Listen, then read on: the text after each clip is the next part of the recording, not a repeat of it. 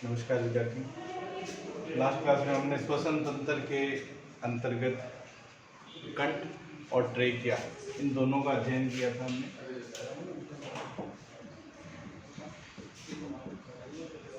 ठीक है, ट्रेकिया की जो और शाखाएं थी, जो ब्रोंकस, ब्रोंकियोल्स, इनका किस प्रकार से विन्यास है उसके बारे में हमने देखा। ठीक है, तो गोवंश में हमने इनकी स्थिति देखी थी कि भाई ये कंठ है, थायराइड, क्रिकोइड, एरेटिनॉइड, एपिग्लोटिस, ये उपास्थियाँ इसमें पाई जाती हैं। एपिग्लोटिस जो होता है वो ग्लोटिस को ढकने का कार्य करता है। उसके बाद में ट्रेकिया शुरू होती है। ट्रेकिया में सी आकार की अपूर्ण वलय पाई जाती हैं। ये लगभग मध्य मीडियस्टिनम भाग के अंदर जाके और दो शाखाओं में बढ़ जाती है और फेफड़ों में प्रविष्ट होती है। फेफड़ों में ये जहाँ जिस स्थान पर प्रविष्ट करती हैं, फेफड़ों के उस भाग को हाइलस कहा जाता है। और फिर अंदर जाके ये अलग अलग शाखाओं में, इंट्रालोबुलर ब्रोंकियोल्स में, then terminal bronchioles, respiratory bronchioles, वहाँ उनमें बढ़ जाती है। ब्रोंकियोल्स जो रेस्पिरेटरी ब्रोंकियोल्स हैं, उनका अंतिम भाग कुपिकीय भाग होता है जिसको हम एल्वियोलाई कहते हैं। और ये एल्वियोलाई जो है वो एक लंग की जो संरचनात्मक इकाई हम उसको कह सकते हैं। इस एल्वियोलाई के चारों तरफ जो है इन जो केशिकाओं का, रुधिर केशिकाओं का जाल पाया जाता है जहाँ गैसों का आदान प्रदान होता है। ठीक है, तो ये हमने देखा था। इसके बाद में आगे चर्चा करें तो इनमें जैसे दूसरे जो एनिमल हैं उनके अंदर और क्या डिफरेंस होता है। जैसे घोड़ा है, घोड़े के अंदर जो एपिग्लोटिस भाग जो होता है, एपिग्लोटिस वो काफी लंबा व नुकीला होता है। घोड़े के अंदर जो एपिग्लोटिस होती है वो काफी लंबा और नुकीला होता है। थायराइड जो उपास्थि होती है, थायराइड उपास्थि भी अपूर्ण होती है। थायराइड उपास्थि भी अपूर्ण होती है। ठीक है, इसके अलावा इनमें एक और जो उपास्थि है, क्यूनिफॉर्म कार्टिलेज है, उसके प्रोसेस जो है वो इसमें ऊपर की ओर निकले हुए रहते हैं। यूनिफॉर्म उपास्थि के प्रोसेस, वो उपास्थि भी ये पाई जाती है। इसके अलावा ट्रेकिया में एक और इम्पोर्टेंट बात आपको ध्यान रखनी है। ट्रेकिया में जो गर्दन वाले भाग के अंदर, गर्दन वाले भाग में जो ट्रेकिया होता है उसमें पूर्ण वलय होती है, उपास्थि की पूर्ण वलय होती है। ठीक है, हमने जैसे देखा था लास्ट क्लास में कि भाई ये ट्रेकिया है और इसमें हमने देखा कि भाई इस प्रकार से सी आकार की अपूर्ण वलय ही पाई जाती है। सी आकार की आधे में ही होंगी अपूर्ण वलय, लेकिन इसमें गर्दन वाला जो भाग होगा, जिस भाग से गर्दन वाले भाग से ट्रेकिया गुजरती है, उसमें ये जो वलय होती है वो पूर्ण होती है। ये ध्यान में रखना आपको। ठीक है, और उसके बाद में वक्षीय भाग में अपूर्ण वलय पाई जाती है, जबकि गर्दन वाले भाग के अंदर पूर्ण वलय होती है। तो ये घोड़े के अंदर जो डिफरेंस है कंठ और ट्रेकिया के बारे में, वो हमने देखा कि भाई एक तो थायराइड जो उपास्थि होती है वो पूर्ण नहीं होती है। ठीक है, इसके अलावा एक और उपास्थि जो है क्यूनिफॉर्म, उस उपास्थि के प्रोसेस जो है वो पाए जाते हैं। एपिग्लोटिस जो है वो काफी लंबा और नुकीला जो है वो होता है। ठीक है, और ट्रेकिया में जो गर्दन वाले भाग में जो वलय होती हैं, उपास्थि की वलय, वो पूर्ण वलय होती हैं। सी आकार की अपूर्ण वलय नहीं होती, पूर्ण वलय इसमें पाई जाती है। बात करें हम कुत्ते की, कुत्ते में एपिग्लोटिस जो होता है वो चतुष्फलकी होता है। चतुष्फलकी,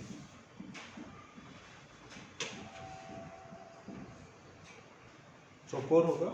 चतुष्फलकीय एपिग्लोटिस जो है वो कुत्ते में पाया जाता है। ये भी इम्पोर्टेंट है।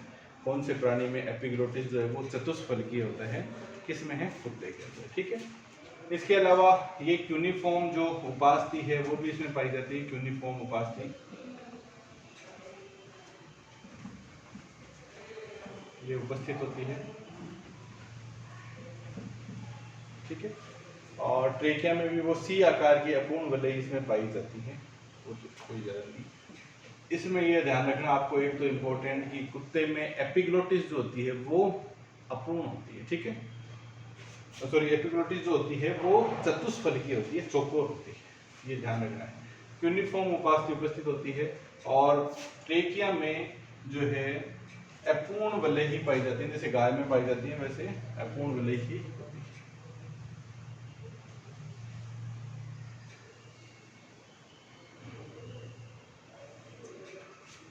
इसके बाद में हम देखें मुर्गी में जो कंठ के अंदर सिर्फ दो ही उपास्थियां पाई जाती हैं, क्रिकोइड और एरेटिनोइड। कंठ में जो है सिर्फ दो ही उपास्थियां पाई जाती हैं, क्रिकोइड व एरेटिनोइड।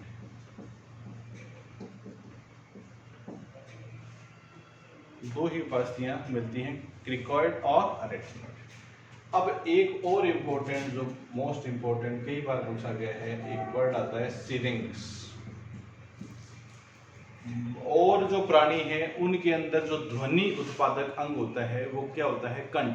कंठ के जो वोकल कॉर्ड्स है वहां से ध्वनि उत्पन्न होती है, लेकिन मुर्गियों के अंदर ध्वनि उत्पादक अंग कौन सा है, सिरिंक्स है। ध्वनि उत्पादक अंग कौन सा है, सिरिंक्स है। और ये जो ट्रेकिया से दो शाखाओं में बढ़ती हैं उस भाग के अंदर यहाँ पे ये स्थित होता है, ट्रेकिया के अंतिम भाग के अंदर यहाँ पर ये ऑर्गन एक अंग है जो स्थित होता है जिसका नाम है सिरिंक्स।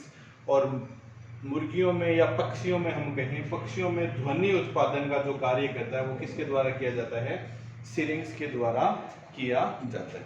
जैसे और प्राणी हैं उनके अंदर ध्वनि उत्पादक अंग कंठ है, वैसे ही औरों में कंठ यानी लेरिंग्स और इसमें क्या है, सिरिंक्स, ठीक है। ये ध्यान रखना है मुर्गी के अंदर। तो ये कुछ डिफरेंशियल डायग्नोसिस हैं जो कि आपको ध्यान में रखने हैं। मुर्गी के अंदर किस प्रकार से जो ध्वनि उत्पादक अंग है वो सिरिंक्स होता है, कहाँ स्थित होता है, ये ट्रेकिया के जो बाइफर्केशन है वहाँ पे ये स्थित होगा, ठीक है। तो ये तो हुई कंठ और ट्रेकिया ब्रोंकस के बारे में, उनके जो डिफरेंशियल डायग्नोसिस हैं उनके बारे में देखा। अब हम आगे बढ़ते हैं। आगे जो ऑर्गन है उसका नाम है लंग्स, और लंग्स स्थित कहाँ होते हैं, वक्ष गुहा में। वक्ष गुहा क्या होती है इसके बारे में पहले देखते हैं।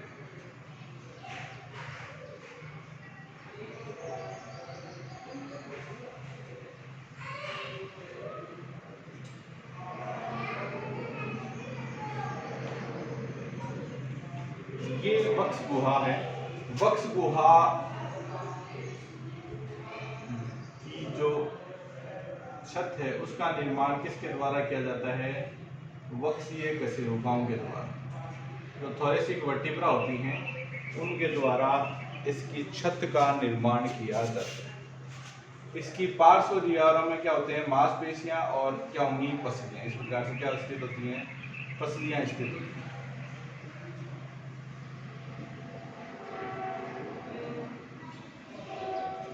इस प्रकार से पार्श्व दीवारों में पसलियां स्थित होती हैं। गोवंश में कितनी पसलियां पाई जाती हैं, 13 जोड़ी, ठीक है। 8 स्टर्नल होती हैं और 5 क्या होती हैं, एक्सटर्नल होती हैं, ठीक है। और 13 ही क्या होती हैं, वक्षीय कशेरुका। नीचे स्टर्नल जो अस्थियां होती हैं वो उपास्थि की सहायता से किससे जुड़ती हैं, स्टर्नम से जुड़ती हैं। तो इसके फर्श का निर्माण किसके द्वारा किया जाता है, स्टर्नम के द्वारा किया जाता है। इस प्रकार से ये वक्षीय गुहा होती है। ये वक्षीय जो गुहा होती है वो लगभग इस प्रकार से होती है, इस प्रकार से थोड़ी सी शंकुनुमा होगी, इस प्रकार, ठीक है। ऐसे शंकुनुमा वक्षीय गुहा जो है वो होती है।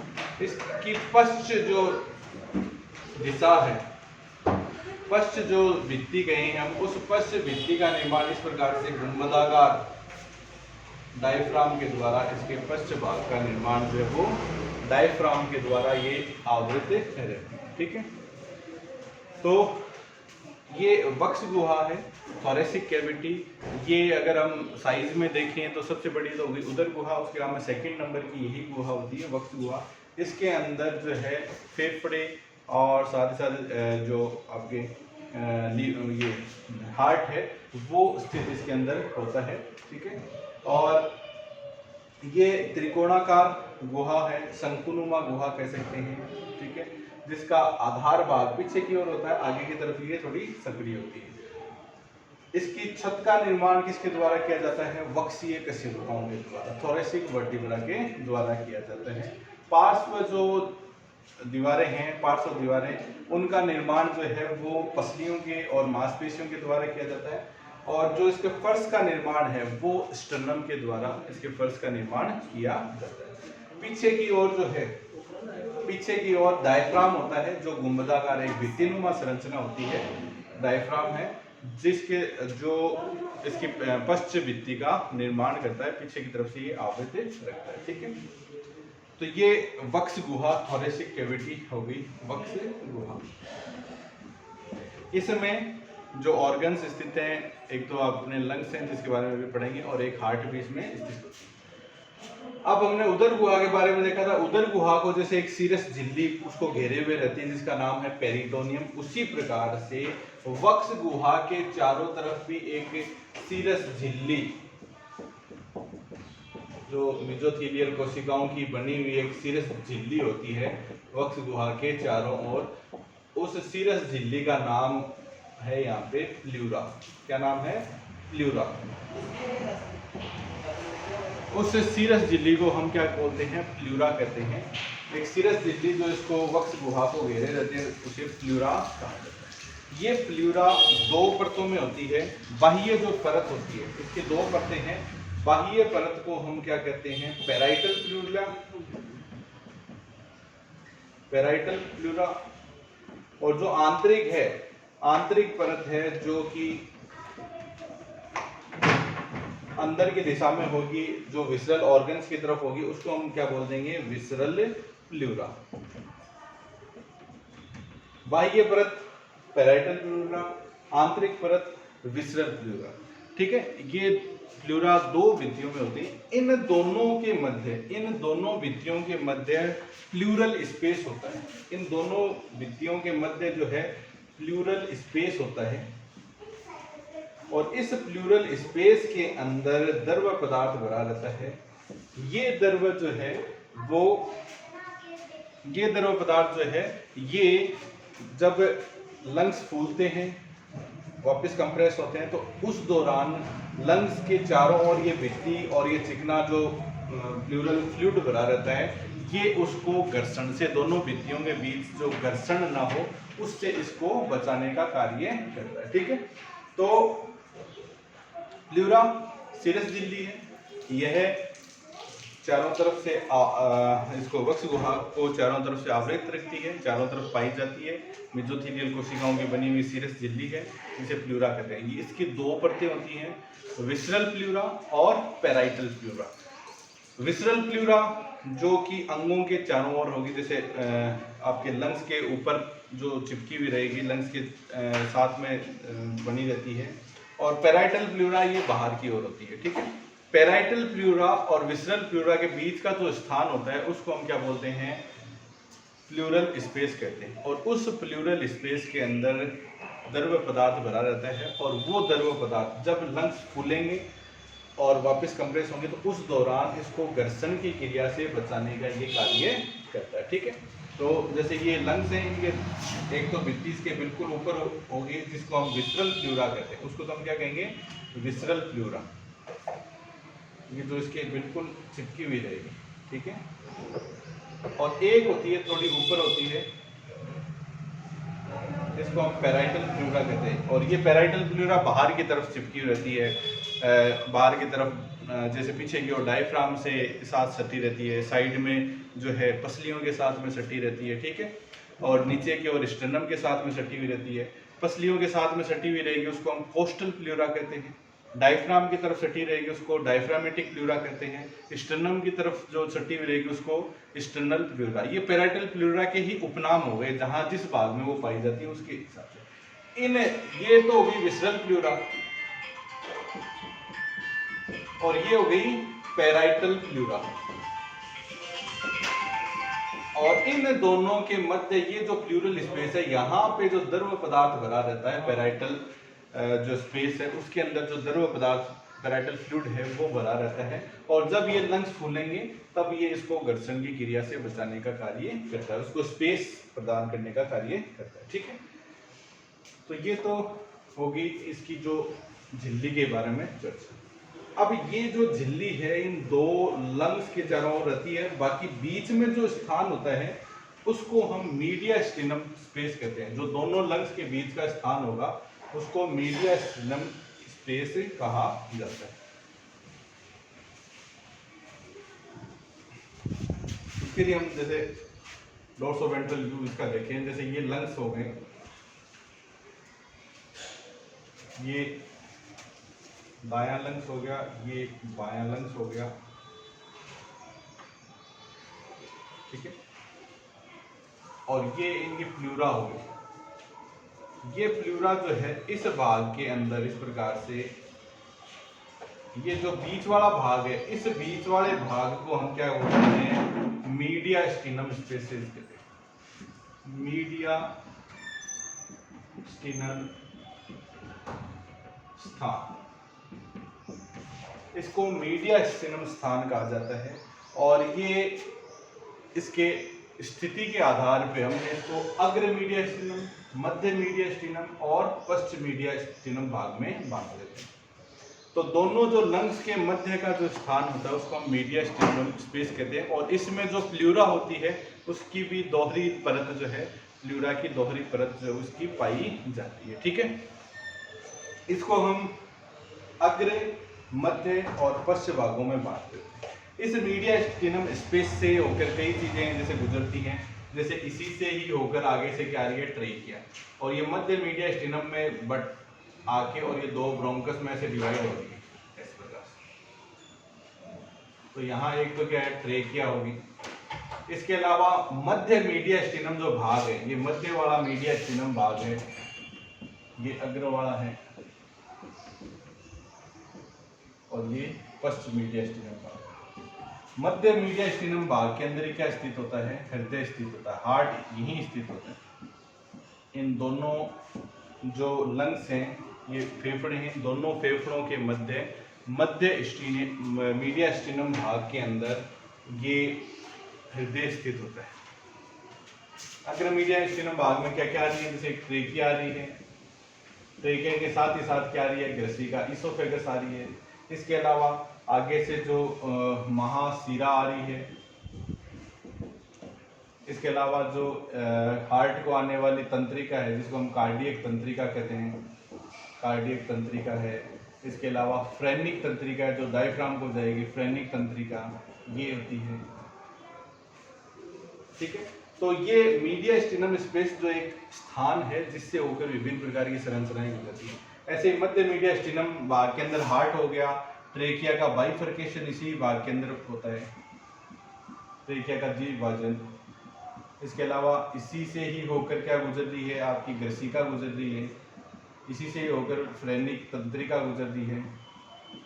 और जो पश्च, इसके अलावा इसी भाग के अंदर जो हार्ट से निकलने वाली जो महाधमनी और महाशिराएं वो भी इसी भाग के अंदर स्थित होती है। महाधमनी निकलती है, महाशिरा भी आ रही है इसके अंदर। तो विभिन्न प्रकार की जो तंत्रिकाएं हैं वो भी इस मध्य भाग के अंदर, यानी मध्य भाग के अंदर कहने का तात्पर्य ये है कि जो हार्ट वाला भाग है उससे निकलने वाली जो संरचनाएं हैं वो सारी की सारी स्थित है। इसके अलावा वहाँ से ग्रसिका और गुजर रही है साथ में। इसके अलावा पीछे की तरफ जाने वाली जो तंत्रिकाएं जैसे फ्रेनिक तंत्रिका है वो गुजर रही है। इसके अलावा पश्च मीडियास्टिनम भाग, पश्च मीडियास्टिनम भाग के अंदर महाधमनी, महाशिरा, इसके अलावा जो ग्रसिका है वो तो आ ही रही है, ग्रसिका आगे से आएगी, ग्रसनी से शुरू होके और ये इसके साथ में बिल्कुल साथ में चलती है, यहाँ बिल्कुल इसके साथ में आ रही है। और ये इसके आगे डायफ्राम में जो छिद्र होता है उस डायफ्राम के छिद्र के द्वारा आगे कहाँ खुलती है, रूमन के अंदर जाके खुलती है, आमाशय में जाके ये खुलती है। ठीक है, तो दोनों हृदय के मध्य मीडियास्टिनम भाग जो है वो पाया जाता है। और उस मीडियास्टिनम भाग से जो विभिन्न संरचनाएं हैं, भाई साइड्स में तो क्या हो गया, दोनों साइड में लंग्स हो गए, ठीक है, लंग गिरे हुए रहते हैं, वक्ष गुहा के अधिकांश भाग लंग से घिरे रहते हैं। और मध्य के अंदर क्या पाया जाता है, मीडियास्टिनम भाग जो वो पाया जाता है। ये जो मीडियास्टिनम भाग होता है ये अग्र, मध्य, पश्च, इस प्रकार से इनको स्थिति के आधार पर हमने बांट दिया। मध्य मीडियास्टिनम भाग के अंदर ही एक तो बाइफरकेट सी होती है इसकी शुरुआत में, और यहाँ पे ही क्या पाया जाता है, हृदय पाया जाता है। ये ध्यान रखना, मध्य मीडियास्टिनम भाग में ही क्या पाया जाता है, हृदय पाया जाता है। ठीक है, तो इसका जो ये आगे का कॉनिकल भाग जो है वक्ष गुहा का, उसको क्यूबुला भी कहा जाता है। अग्र जो कॉनिकल भाग होता है, शंकुनुमा का जो नुकीला भाग होता है, उसको हम क्यूबुला भी कहते हैं। ठीक है, तो ये वक्ष गुहा के बारे में हमने देखा कि वक्ष गुहा कहाँ स्थित होती है, किन किन से घिर के उसकी भित्ति का निर्माण होता है, क्या क्या संरचनाएं उसके अंदर पाई जाती हैं। वक्ष गुहा को जो घेरे हुए जो झिल्ली नुमा संरचना पाई जाती है जिसे हम प्ल्यूरा कहते हैं, वो क्या संरचना होती है, इसके बारे में हमने देखा। और दोनों जो हृदय आपके लंग्स होते हैं उनके मध्य का जो भाग है जिसको हम मीडियास्टिनम भाग कहते हैं, उसमें कौन कौन सी संरचनाएं पाई जाती हैं। ठीक है, तो कल की क्लास में फिर हम देखते हैं जो लंग्स, अपना एक और इम्पोर्टेंट पार्ट जो है श्वसन तंत्र का बचा है, लंग्स जो वक्ष गुहा में स्थित होते हैं वो क्या संरचना है, किस प्रकार की संरचना वो होती है। ठीक है, और उसको बाह्य आकारिकी से देखने पे क्या क्या होते हैं, क्या क्या उसके लोब्स पाए जाते हैं। ठीक है, उसके बारे में हम कल की क्लास में चर्चा करेंगे। ठीक है, धन्यवाद।